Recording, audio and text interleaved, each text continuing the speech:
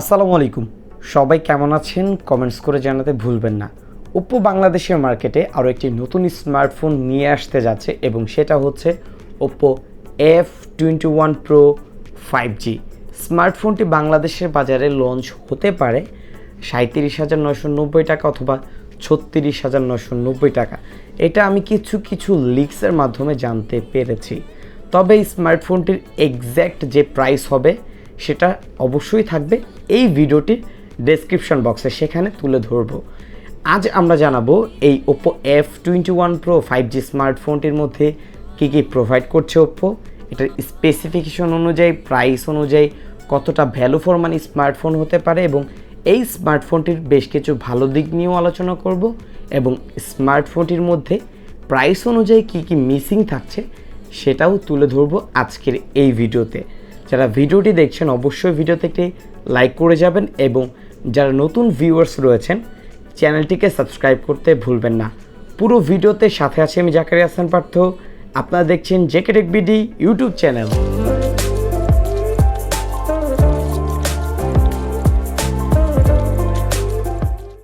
আজকের ভিডিওটি স্পন্সর করেছে বিসমিল্লাহ ওপ্পো পয়েন্ট। তাদের কাছ থেকে এই স্মার্টফোনটি পেয়ে যাবেন খুবই আকর্ষণীয় মূল্য ছাড়ে।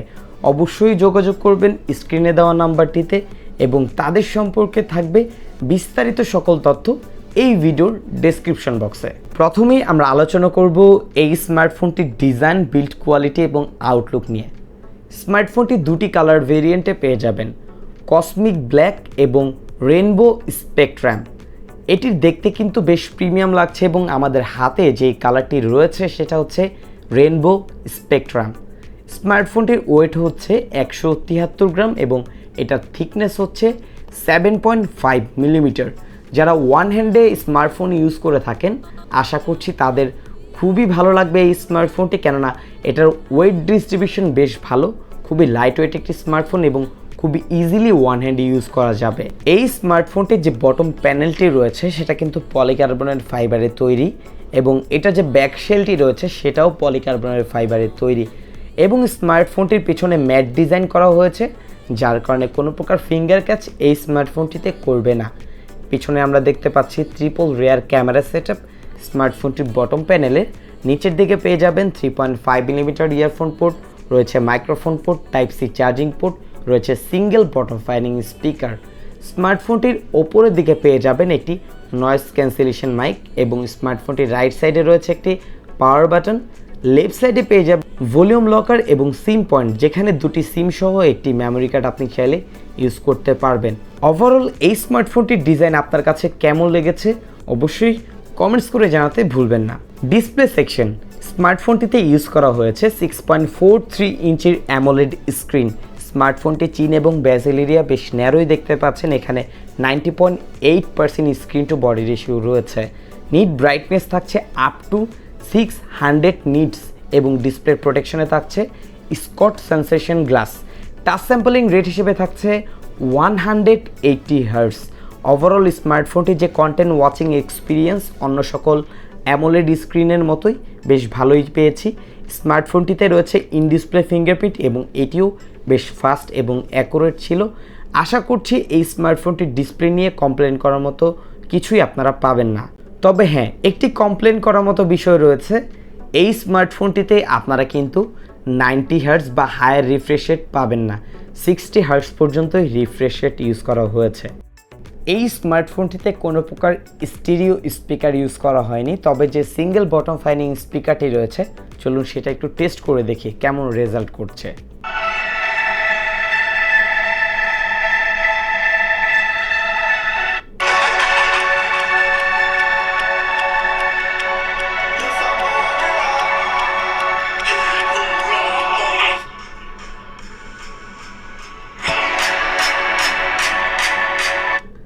এটার যে সিঙ্গেল বটম ফায়ারিং স্পিকারটি রয়েছে সেটা কিন্তু বেশ লাউড, মানে যে স্টিরিও স্পিকারটি স্মার্টফোনটিতে নেই সেটা কোনোভাবেই আশা করছি আপনারা বুঝতে পারবেন না। পারফরমেন্স সেকশন, চলুন আমরা দেখে নিই এই স্মার্টফোনটির পারফরমেন্স সেকশনে আমাদেরকে কি প্রোভাইড করছে। স্মার্টফোনটিতে আপনারা পেয়ে যাবেন LPDDR4X এর 8GB র্যাম এবং এক্সটেন্ডেড র্যাম থাকছে আরও 5GB। স্মার্টফোনটির মধ্যে আপনারা 128GB রম পাচ্ছেন, যা UFS 2.2 স্টোরেজ টাইপ। প্রসেসর হিসেবে পেয়ে যাচ্ছেন কোয়ালকম স্ন্যাপড্রাগনের 695, যা একটি 6 ন্যানোমিটার আর্কিটেকচার বেজের চিপসেট। যদি এই প্রসেসরটির কথা বলি, স্মার্টফোনটির যে প্রসেসর ইউজ করা হয়েছে সেটা কিন্তু 5G চিপসেট, যা কোয়ালকম স্ন্যাপড্রাগনের 765 এর সাথে কম্পেয়ার যাচ্ছে এবং মিডিয়াটেকের ডাইমেনসিটি 900 5G চিপসেটটির সাথে কম্পেয়ার যাচ্ছে এবং সেই অনুযায়ী স্মার্টফোনটির যে প্রসেসর সেটা কিন্তু বেশ ভালোই রেজাল্ট করবে।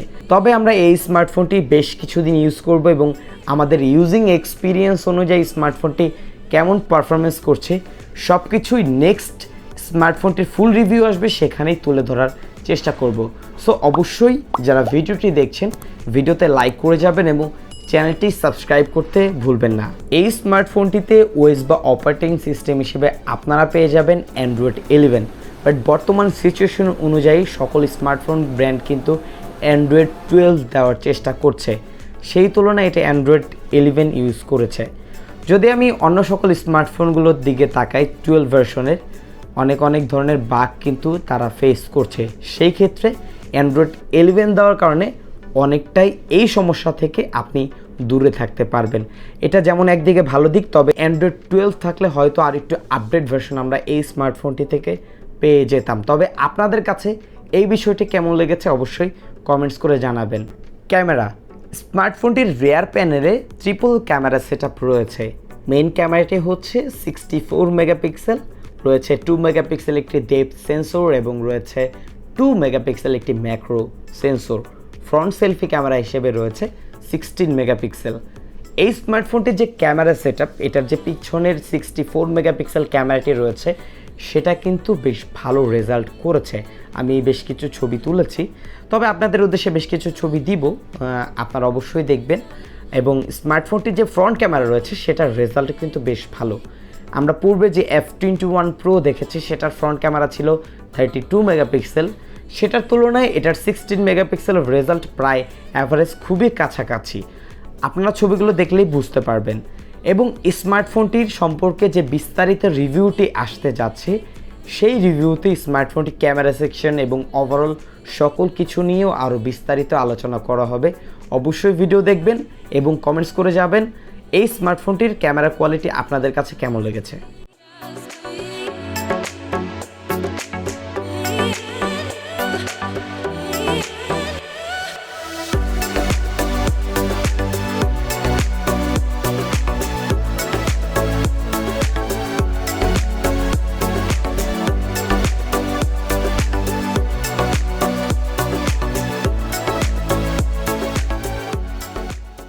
এই স্মার্টফোনটিতে প্রোভাইড করা হয়েছে 4500 এর একটি লার্জ ব্যাটারি এবং বক্সে পাবেন 33 ওয়াটের একটি সুপার ভোক চার্জার, যা দিয়ে চার্জ হতে আনুমানিক সময় লেগে যাবে 1 ঘন্টা থেকে 1 ঘন্টা 5 থেকে 10 মিনিটের মতো।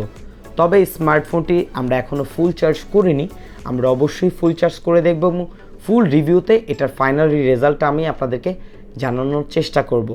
তবে যদি এই স্মার্টফোনটি যে পূর্বের ভেরিয়েন্ট F21 Pro সেটার দিকে তাকাই, সেই স্মার্টফোনটির যে ব্যাটারি ব্যাকআপ সেটা আমার কাছে মোটামুটি লেগেছিল। অনেকেই কমপ্লেন করেছেন স্মার্টফোনটির নাকি ব্যাটারিজনিত ইস্যু অনেকেই ফেস করেছেন। তবে এই স্মার্টফোনটি আমরা বেশ কিছুদিন ইউজ করব এবং আমাদের ইউজিং এক্সপিরিয়েন্স অনুযায়ী রিভিউ দিব, সেখানে জানাবো স্মার্টফোনটির ব্যাটারি ব্যাকআপ কেমন থাকছে, স্মার্টফোনটির যে গেমিং এক্সপিরিয়েন্স বা গেম খেললে কতটা চার্জ থাকছে এবং ব্যাটারি নিয়ে আরও বিস্তারিত সকল তথ্য। তবে যেহেতু এটা 6 ন্যানোমিটার আর্কিটেক্ট বেজের একটি চিপসেট এখানে রয়েছে, সেই অনুযায়ী নর্মাল ইউজাররা অনায়াসে একদিন পর্যন্ত ব্যাটারি ব্যাকআপ আশা করছি এই স্মার্টফোনটি থেকে পেয়ে যাবেন। এই স্মার্টফোনটি 36 বা 37 হাজার টাকা যদি লঞ্চ করা হয়, সেই অনুযায়ী স্মার্টফোনটি যে স্পেসিফিকেশন রয়েছে ভালো দিকের পাশাপাশি কিছু খারাপ দিক অবশ্যই এই স্মার্টফোনটি থেকে আমরা পেয়েছি। ভালো দিক নিয়ে প্রথমে আলোচনা করি। স্মার্টফোনটি যে প্রসেসর সেটা কিন্তু একটি 5G চিপ এবং এটা 6 ন্যানোমিটার আর্কিটেক্ট বেজে চিপসেট, সো একটি ব্যাটারি এফিশিয়েন্ট চিপ কিন্তু আমরা এই স্মার্টফোনটি থেকে পাচ্ছি। স্মার্টফোনটিতে 8GB র্যাম রয়েছে, 128GB রম রয়েছে এবং রয়েছে ইন ডিসপ্লে ফিঙ্গারপ্রিন্ট, সেটাও কিন্তু বেশ ফাস্ট রেজাল্ট করেছে। স্মার্টফোনটির যে ডিসপ্লে পেয়েছি, ডিসপ্লে প্যানেলটিও কিন্তু বেশ ভালো এবং প্রিমিয়াম, মানে স্ক্রিন টু বডি রেশিও কিন্তু 90.8%। বুঝতে পারছেন চিন এবং বেজেল এরিয়াও কিন্তু খুবই কম। স্মার্টফোনটির ডিজাইন কিন্তু বেশ প্রিমিয়াম লেগেছে আমার কাছে। আপনাদের কাছে কেমন লেগেছে কমেন্টস করে অবশ্যই জানাবেন। বেশ কিছু হতাশার দিকেও রয়েছে, যেমন প্রথম পয়েন্টটি, স্মার্টফোনটিতে যে ডিসপ্লে প্যানেলটি রয়েছে সেখানে কিন্তু কোনো প্রকার হায়ার রিফ্রেশ রেট ইউজ করা হয়নি। স্পিকারের দিকে কোনো প্রকার ডুয়েল স্টিরিও স্পিকার স্মার্টফোনটি থেকে আমরা পাইনি, যেখানে এই প্রাইস পয়েন্টে অনেক স্মার্টফোন ব্র্যান্ড কিন্তু এটা ইউজ করে থাকে। এবং এই স্মার্টফোনটির মধ্যে যে আরও একটি বিষয় খারাপ লেগেছে সেটা হচ্ছে স্মার্টফোনটির যে ডিজাইন, সেখানে বটম প্যানেলটি কিন্তু পলিকার্বনেট ফাইবার ইউজ করা হয়েছে, এখানে মেটাল প্যানেল ইউজ করা হলে আরও ভালো হতো। এবং স্মার্টফোনটির যে ব্যাক শেলটি সেটাও কিন্তু এখানে আমরা পলিকার্বনেট ফাইবার দেখতে পাচ্ছি, এখানে এজি গ্লাস ইউজ করা হলে স্মার্টফোনটির প্রিমিয়ামনেস কিন্তু আরও বেড়ে যেত। এবং এই স্মার্টফোনটির যে ক্যামেরা সেকশন সেখানে কিন্তু কোনো প্রকার 4K ভিডিও রেকর্ডিংয়ের সুবিধা পাইনি। এবং ফ্রন্ট ক্যামেরা রয়েছে 16 মেগাপিক্সেল, এখানে 32 মেগাপিক্সেল অথবা 44 মেগাপিক্সেল হলে আরও ভালো হতো। সো ভিউয়ার্স, স্মার্টফোনটির মধ্যে কোন কোন বিষয় আপনার কাছে ভালো লেগেছে কমেন্টস করে জানাতে পারেন, এবং কোন কোন দিক খারাপ লেগেছে অবশ্যই কমেন্টস করে আমাকে জানাতে পারেন। এই ছিল আজকের ভিডিও। যদি ভিডিওটির মাধ্যমে আপনি উপকৃত হয়ে থাকেন অবশ্যই ভিডিওতে একটি লাইক করে যাবেন এবং চ্যানেলটি সাবস্ক্রাইব করতে ভুলবেন না। বিদায় নিচ্ছি আমি জাকারিয়া পার্থ। আসসালামু আলাইকুম।